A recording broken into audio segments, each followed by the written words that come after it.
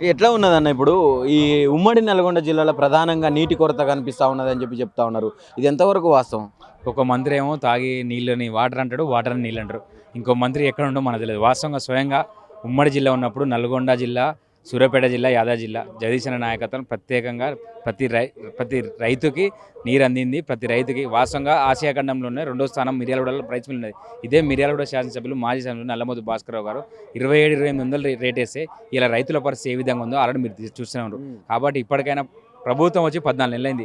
ఎక్కడన్నా ఏ బంధాన్ని ఇచ్చిర్రా?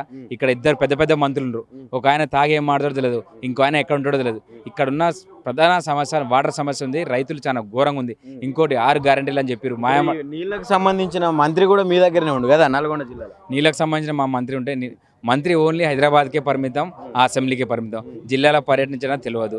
గతంలో జయసేన నాయకత్వంలో రాష్ట్ర వ్యాప్తంగా ఎక్కడ అన్యాయం జరిగినా అక్కడ ప్రతి బీఆర్ఎస్ పార్టీ కార్యకర్త కొట్లాడిండు. ఇక్కడ ఉన్న మంత్రులున్నా ఏముండదు, వాళ్ళ సలహాలు ఏడ కబ్జాలు చేద్దాం, ఏడ ల్యాండ్ చేద్దాం, అయ్యే వాళ్ళ పని. ఇంకోటి 3 ఫీట్లో ఉన్న ముఖ్యమంత్రి ఉండి రేవంత్ రెడ్డి వాడు 6 గ్యారెంటీలు చెప్పిండు. నాలాంటి యువతకు ఎన్నో ఉద్యోగాలని చెప్పిండు. వాస్తవంగా మొన్న ఇచ్చిన 52,000 ఉద్యోగాలు కూడా కేసీఆర్ గారు రెడీ చేసిన ఉద్యోగాలే పత్రాలు ఇచ్చి ఈరోజు ముఖ్యమంత్రి ఇచ్చిండు. స్వయంగా ముఖ్యమంత్రి జిల్లాలోనే ఏం లేదు. వాస్తవానికి ఇప్పుడు ఈ ఉద్యోగాల గురించి వస్తే అడుగుతున్నా, బట్టి విక్రమార్క గారు ఏమంటారు అంటే డిప్యూటీ సీఎం మేము నోటిఫికేషన్లు ఇస్తుంటే విద్యార్థులు అవి ఎక్కువయ్యి వద్దు అని చెప్పి ఆందోళనలు చేస్తున్నారు. ఇంతకుముందు గతంలో కేసీఆర్ పీరియడ్ ఉన్నప్పుడు మాకు ఉద్యోగాలు ఇయ్యి అని ధర్నాలు చేసిన వాళ్ళు ఇప్పుడు వద్దు నోటిఫికేషన్లు వద్దు మాకు టైం ఇయ్యి అని చెప్పి ధర్నాలు చేస్తున్నారని చెప్తున్నాడు. ఎంతవరకు నిజమే? ఇప్పుడు ఆయన ఉద్యోగాలు ఇస్తా అని చెప్పి ఉస్మానియా క్యాంపస్లో ఆంక్షలు పెట్టిర్రా? ఉస్మానియా క్యాంపస్లో ధర్నాలు చేయొద్దు, ర్యాలీలు చేయొద్దని చెప్పిర్రా? ఇక్కడ ఉద్యోగాలు లేదా యువత ఆగమైపోయింది. ఆగమైపోయి ప్రైవేట్ కంపెనీలో ఒకప్పుడు కేసీఆర్ గారు ఉన్నప్పుడు రాష్ట్రంలో నుంచి ఎక్కడ వెళ్ళిపోయిన వలసలు ఈరోజు రాష్ట్రం నుంచి మళ్ళీ బతుకుతారు. కానీ ఇప్పుడున్న రాష్ట్రంలో ఎక్కడ మన రైతులు పరిస్థితి బాగాలేదు. ఉద్యోగాలు ఎక్కడ ఉద్యోగాలు ఇచ్చింది చెప్పి, ఎవరికి ఉద్యోగాలు ఇచ్చింది? ఎవరికి లేదు. వాళ్ళకి బ్రదర్ వాళ్ళకి ఎమ్మెల్యేల ఉద్యోగాలు వచ్చినాయి, మంత్రి ఉద్యోగాలు వాళ్ళకి వచ్చినాయి. సామాన్య విద్యార్థులకు ఎవరు రాలేదు. వాస్తవంగా విద్యార్థులు అనేక సార్లు తెలంగాణ ఉద్యమంలో పనిచేసారు. కేసీఆర్ ఉన్నప్పుడే ఉద్యోగాలు ఇచ్చింది. కానీ ఇప్పుడు ఇదే ప్రధానంగా మన విద్యార్థుల సమస్యల మీద కొట్లాడినటువంటి బల్మూరు వెంకటే చెప్తున్నాడు కదా, 6 గ్యారెంటీలల్లో 5 గ్యారెంటీలు అమలు చేసినాం మేము అని చెప్పి. ఎక్కడ మన కౌన్సిల్లో మాట్లాడాడు బల్మూరు వెంకట్? ఏం మాట్లాడాడు? వాళ్ళకున్న తీర్మానం మళ్ళీ సస్పెండ్ చేశారు, వీడు ఎక్కువ తక్కువ చేస్తున్నాను. అది పరిస్థితి. బల్మూరి వెంకట్ ఓన్లీ కబ్జాలు, ల్యాండ్ సెటిల్మెంట్లు, నాలాంటి విద్యార్థులు ఎంతో మంది వాడుకొని ఈరోజు ఆయన ఎమ్మెల్సీ ఎట్లా వచ్చింది? రేవంత్ రెడ్డిని బెదిరించిండు కాబట్టి ఎమ్మెల్సీ వచ్చింది. ఎట్లా వచ్చింది ఎమ్మెల్సీ? అనిల్ కుమార్ యాదవ్కి ఎంపీ ఇచ్చిండు. వాడు ఎక్కడ విద్యార్థి సమస్యల గురించి మాట్లాడా? కేయూలో ఉస్మాన్లో ఏమైనా మాట్లాడా?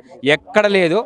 ఓన్లీ కేవలం వాళ్ళకే ఉద్యోగాలు వచ్చినాయి. కాంగ్రెస్ పార్టీ వచ్చింది, 400 దొంగ హామీలు ఇచ్చి వాళ్ళకి ఉద్యోగాలు వచ్చినాయి. కానీ సామాన్యునికి ఎక్కడ ఉద్యోగాలు కాదుగా, ఏం రావు. ఈ ప్రభుత్వం 6 గ్యారెంటీ అని చెప్పి షాదీ ముబారక్, కళ్యాణ లక్ష్మి కేసీఆర్ గారు ఇచ్చినప్పుడు ఇప్పుడు తులం బంగారం ఎంతమందికి ఇచ్చిండు? సూర్యాపేట జిల్లాలో ఎంతమందికి ఇచ్చిండు చూపి? ఎవ్వరికి లేదు. ఉట్టి మాటలతోని రేవంత్ రెడ్డి పబ్బం గడుపుతుండు.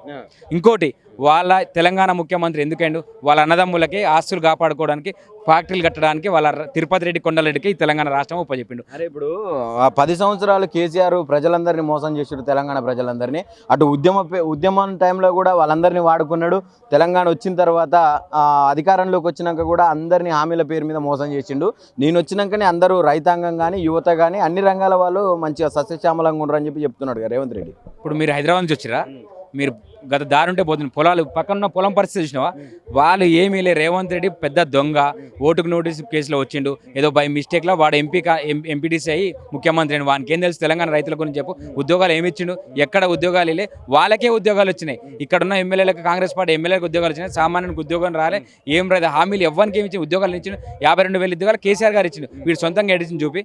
ఏమున్నా షోపుటాప్ రాజకీయం. ఏదో అసెంబ్లీలో మొన్న జయసేన మాట్లాడిండు, స్పీకర్ గారని గౌరవంగా మాట్లాడిన తర్వాత ఆయన సస్పెండ్ చేసిండు. ఇప్పుడు అదే ఎంఐఎం అక్బరుద్దీన్ ఇది అసెంబ్లీ కాదు తెలంగాణ గాంధీ భవన్ అని మాట్లాడి వాడిని ఎందుకో సస్పెండ్ చేయరు, వీళ్ళ మంత్రులు ఎందుకు సస్పెండ్ చేయరు? ఏంది చేయరు? వాడు ఏంటంటే జగదీష్ అన్న మాట్లాడాను కాబట్టి ఇది కుట్రతోనే జగదీష్ అన్న గొంతు నొక్కుదామని చెప్పి మైక్ కట్ చేసిండు. ఈరోజు జగదీష్ అన్న మళ్ళీ అసెంబ్లీలో మాట్లాడతాడు. అసెంబ్లీలో పోరాడే ఏకైక వ్యక్తి జగదీష్ అన్న.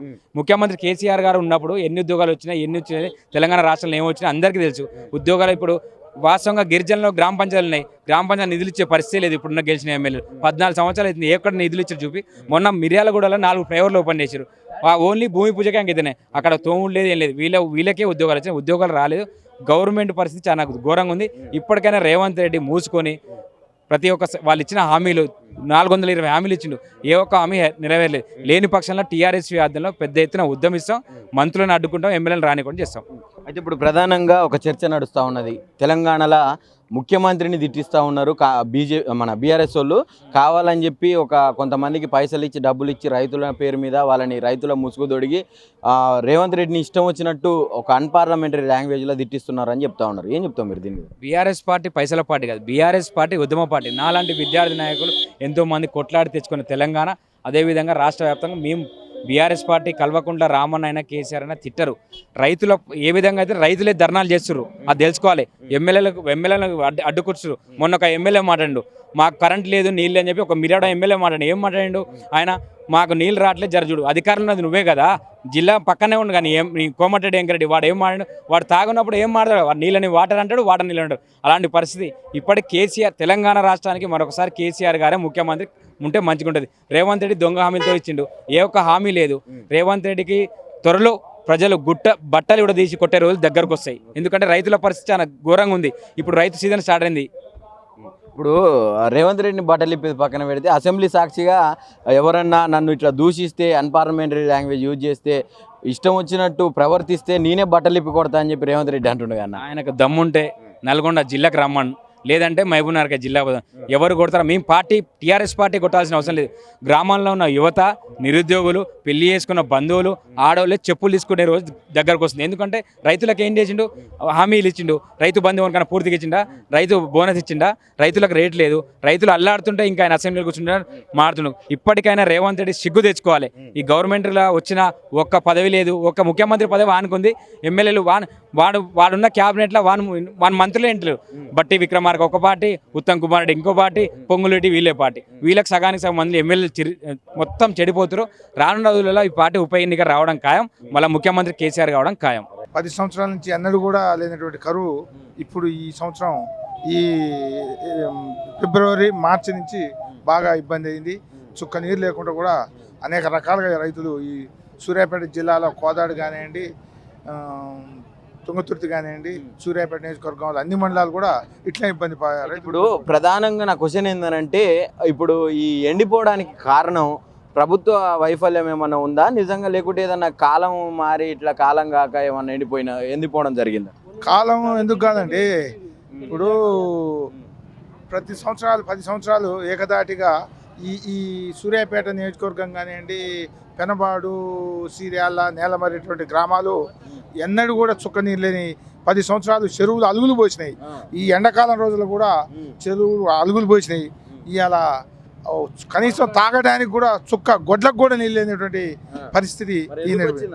ఇది ప్రభుత్వం యొక్క నాకు తెలిసి నిర్లక్ష్యం అని చెప్పేసి, ప్రభుత్వం వాళ్ళు సరైనటువంటి అవగాహన లేకనే ఇది జరిగిందని చెప్పేసి మేము అనుకుంటున్నాం. ఒక పక్క ఇప్పుడు ఎవరైతే బీఆర్ఎస్ వాళ్ళు దీన్ని చూపెడుతున్నారో, దీన్ని ప్రచారం చేస్తున్నారో, మాజీ మంత్రులు సహా అందరూ దొంగ ఏడుపు ఏడుస్తున్నారు, ప్రభుత్వం మీద బురద జల్లే ప్రయత్నం చేస్తున్నారు అని చెప్పి కాంగ్రెస్ శ్రేణులు చెప్తా ఉన్నారు. దీని మీద ఏం చెప్తారు? ఎంత అవుతుందండి, కష్టం వెనక జగదీశ్వర్ రెడ్డి గారికి రైతుల పక్షాన ఉన్నటువంటి నాయకుడు కాబట్టి ఆ రైతులకి ఎంత కష్టపడి నీరు అందించి 10 సంవత్సరాల రైతులను ఏ విధంగా కాపాడిండో, ఈనాడు రైతులు ఇబ్బంది పడి వాళ్ళ కంటి చుక్క ఏడుపును చూసి అతని దుఃఖం ఆగలేక, అదే తప్ప అతడు రైతు పక్షపాతి, రైతు కుటుంబంలో పుట్టినటువంటి రైతు కుటుంబాల నుంచినటువంటి మనిషి కాబట్టి తీరా చేతికి వచ్చేటువంటి పరిస్థితిలో ప్రభుత్వం 1-2 తల్లు ఇచ్చినా పంటలు బయటపడేవి.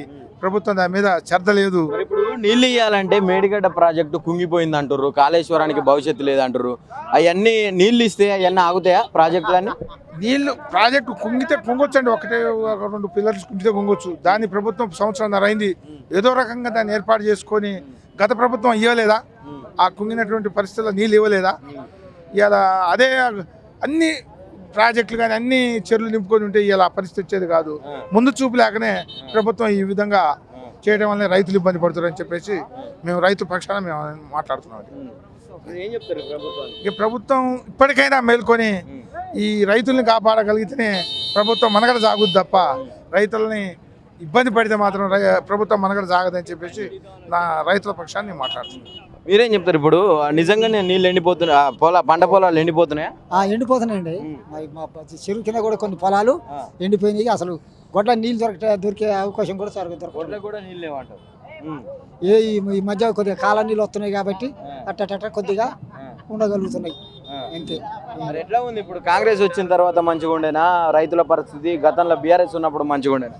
బీఆర్ఎస్ ఉన్నప్పుడే మంచిగా ఉందండి. రైతుల ప్రభుత్వం అయినా ఇప్పుడు కాంగ్రెస్ వచ్చిన తర్వాత 15,000 చేసిండు, రైతు బంధు చేసి రైతు భరోసా చేసిండు, 15,000 ఇస్తుండు, రుణమాఫీ 2 లక్షలు చేసిండు, ఇంకేం తక్కువైంది? ఆడ ఎక్కడ ఎవరికి చేసారండి? నేను తీసుకుంది అలా 25,000 రూపాయలు చిన్న 10,000 కూడా మాఫీ కాలే. 10,000 కూడా మాఫీ కాలే. నేను 5 ఎకరాల లోపు ఉండే వాళ్ళకి అది రైతు బంధు ఎత్తనాడు. 5 ఎకరాల లోపు ఉండే వాళ్ళకి, అరెకరం వాళ్ళకి ఏం వచ్చినాయి, తత్తి వాళ్ళకి ఇంకెవరికి రాలేయి. అవి కూడా అది మరి 6 గ్యారెంటీల సంగతి ఏంటంటే 6 గ్యారెంటీలు అని చెప్పి కాంగ్రెస్ ప్రభుత్వం వచ్చింది. కళ్యాణ లక్ష్మి అది ఏది లేదండి అక్కడ మా కాడ అసలు ఇంతవరకు ఏం రాలే. పింఛన్లు కూడా 4,000 కూడా రావట్లే.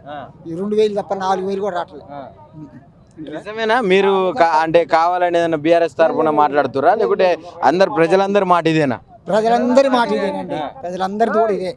మేము వేరే పార్టీ మాది ఈ పార్టీ ఆ పార్టీ మీద మేము చెప్పుదాని అనేది ఏమి లేదు. మాది అదే మాత్రం ఇదే పార్టీ. వింటురా?